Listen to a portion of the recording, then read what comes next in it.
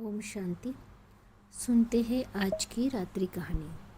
कहानी का शीर्षक है, अगर आप अपने आप को नहीं जानते तो दूसरों को कैसे जानेंगे।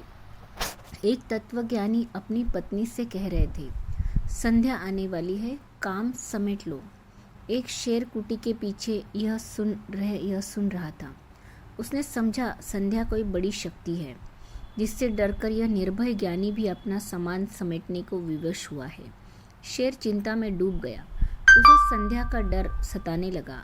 पास के घाट का धोबी दिन छिपने पर अपने कपड़े समेट कर गधे पर लादने की तैयारी करने लगा। देखा तो उसका गधा गायब। उसे ढूंढने में देर हो गई। रात घिर आई और बारिश भी शुरू हो गई।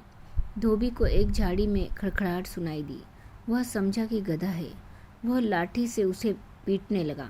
धूर्त, यहाँ छुपा बैठा है। शेर थरथर कांपने लगा।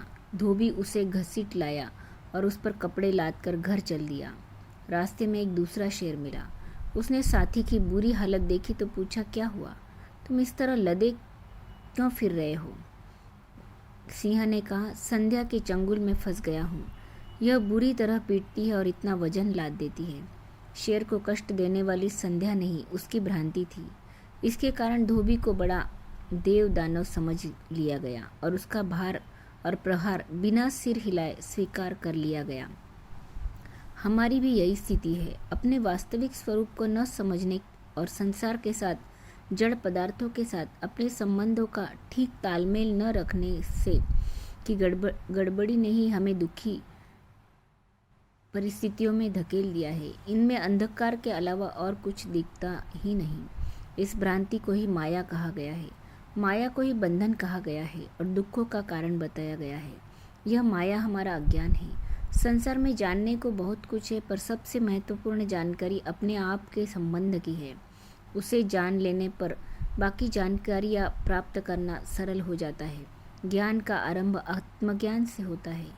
जब हम अपने आप को नहीं जानते तो दूसरों को कैसे जानेंगे।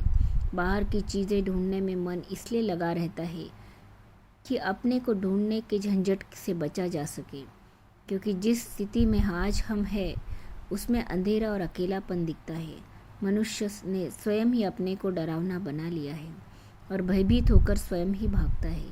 अपने को देखने, खोजने और समझने की इच्छा इसलिए नहीं होती।